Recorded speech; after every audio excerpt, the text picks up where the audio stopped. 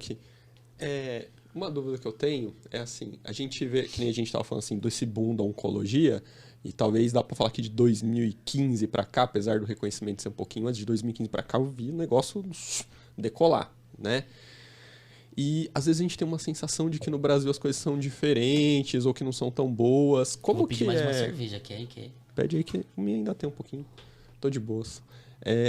Como que tá a questão assim dessa área da fisioterapia e oncologia fora do Brasil? Você tem uma noção assim de como que é? Se a gente tá à frente, se a gente tá igual, se a gente é tendência, se a gente segue as tendências, como que é essa história? Cara, a gente tá muito, mas muito à frente, muito. É que a gente tem síndrome de vira-lata, né? A gente se acha pior do que todo mundo. Mas primeiro, em termos de categoria profissional, nós estamos muito mais organizados. Eles estão discutindo qual é a cerveja que eles vão pedir, hein? É que eu peguei aqui, tem um duende, pra ver se a gente vai ficar bem louco. Meu. Mas eu não quero não, tá? Não, tá bom. Não quero não. Conversa ou escolhe? Pois é, não, homem é assim, né? Só uma caixinha, faz uma coisa só de cada vez. Não, eu tô ouvindo. Ela que denunciou. Se ela não falasse, ninguém ia saber. Ninguém ia perceber isso. É que eu vi aqui no rótulo qual que tinha um duende, pra ver qual que você ficava mais doido. Assim. Como se precisasse, né, de cerveja para isso. Mas voltando à sua pergunta, a questão de organização de classe profissional, né, o Brasil está anos luz à frente mesmo. E uma coisa que a gente tem, que a gente às vezes nem percebe que tem ou não reconhece muito, a autonomia profissional, né? Então, fora do Brasil, o fisioterapeuta não tem essa autonomia que a gente tem. E é uma coisa, assim, absurda. Então, é até complicado, por exemplo, na Argentina, Chile, nos Estados Unidos, a Europa, né, principalmente a Europa, o fisioterapeuta, ele precisa de uma indicação médica, né, tanto do diagnóstico quanto do tratamento. Então, o fisioterapeuta lá, ele executa, né, condutas prescritas pelo profissional médico. No Brasil, não. A gente tem toda a autonomia de fazer o diagnóstico, de prescrever os tratamentos e de ser responsável pelos nossos tratamentos também que a gente faz. Então, em termos de profissão, a gente está muito à frente. E isso vem também, né, essa autonomia também traz para a gente a responsabilidade das condutas. Então, o que a gente faz aqui, né, poucos países fazem. Então, a questão, tudo bem, de pré-habilitação, habilitação é uma coisa que fora do Brasil isso vem sendo discutida. Mas o papel do fisioterapeuta é muito pontual fora do Brasil. E no Brasil, não. Né, a gente tem uma autonomia, né, e a gente faz umas condutas, né, que somente aqui que a gente pode fazer.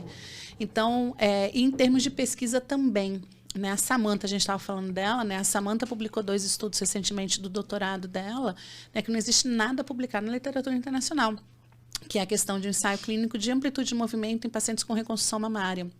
Isso não tem nenhum estudo internacional. E tem 2 estudos brasileiros. Então, mesmo na área de pesquisa, agora a gente vem começando a publicar bastante e o mundo está conhecendo o que é a fisioterapia brasileira, né? Então, assim, a gente está muito à frente. No MD Anderson, por exemplo, que é um grande centro de tratamento oncológico, o fisioterapeuta lá, ele não faz as orientações, por exemplo, atendimento pré e pós-operatório, nada disso. O fisioterapeuta ele faz reabilitação.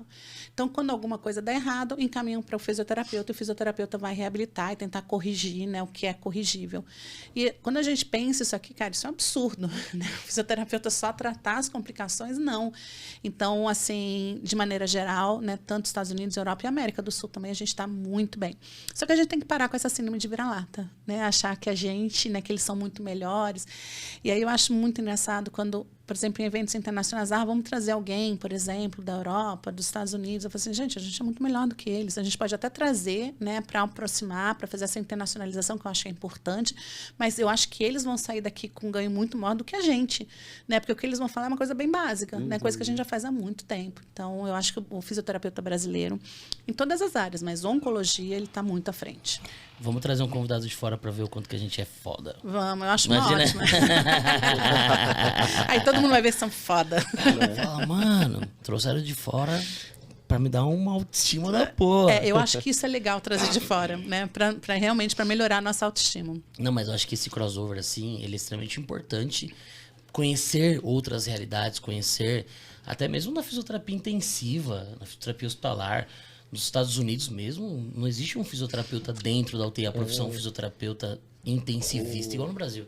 Não, eu perguntei porque justamente assim, na UTI, pra gente é muito claro, assim, não existe terapia intensiva como a gente faz aqui no Brasil, como o fisioterapeuta brasileiro aqui faz, com tanta autonomia, liberdade e uma amplitude amplitude de cuidado que vai desde a parte respiratória, ventilação, até tomada de decisão de entubar um paciente, né? De ir junto com o médico. Né? Em alguns aspectos. Né? Até a própria reabilitação. Então, assim, o que a gente faz no Brasil não existe. Tem países que fazem coisas parecidas, né? Austrália, Reino Unido, e tem países que são muito mais restritos, só que aí entra uma vantagem. Por exemplo, nos Estados Unidos eles são mais restritos, eles fazem terapia física, né? Eles se chamam physical therapy.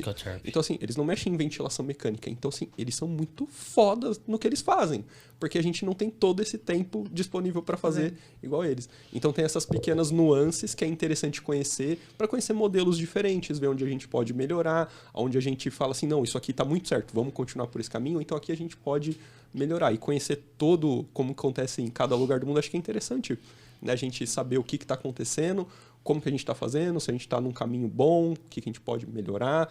Essa troca, quando a gente traz alguém, que nem você falou, por mais que eles estejam um pouquinho para trás, eles conhecem o que a gente está fazendo. E a chance da gente ir lá mostrar para eles o que a gente está fazendo começa a aumentar, porque eles vêm aqui e falam, meu, você não sabe o que eu vi lá no Brasil. Então, assim, a gente precisa trazer esses caras para conversarem aqui um pouco com a gente. A terapia intensiva acontece isso, né? Pessoal, por exemplo, da Espanha. Eu e o Ângelo tivemos na Espanha em 2017. O salto que eles deram de 2017 para cá, tanto de cuidado, tempo dentro de UTI e organização, é monstruoso, que eles cresceram, assim, sabe? Então, quando você começa a trazer alguém e ver a realidade, você começa também a acordar, pô, a gente pode ir por esse caminho aqui. Né? Por exemplo, na oncologia, uma coisa que às vezes é bastante diferente, né, é o acesso a alguns materiais, né? Então, fora do Brasil, eles têm acesso a materiais que a gente precisa, por exemplo, de terapia compressiva, que aqui no Brasil a gente não tem ainda. Então, acho que isso é uma grande diferença, mas eu acho que a gente tem que valorizar muito a autonomia profissional que a gente tem, né? Isso é invejável. Sim. E a gente muitas vezes não valoriza, né? E nem sabe que tem essa autonomia, né? Então, várias vezes eu vejo assim, pergunta para o médico se eu posso fazer determinada conduta. Eu falei assim, gente, pelo amor de Deus, Nossa, né? Eu quero morrer com isso, eu quero morrer. Eu nem falo a mensagem que recebi no direct essa semana. Porque uma coisa...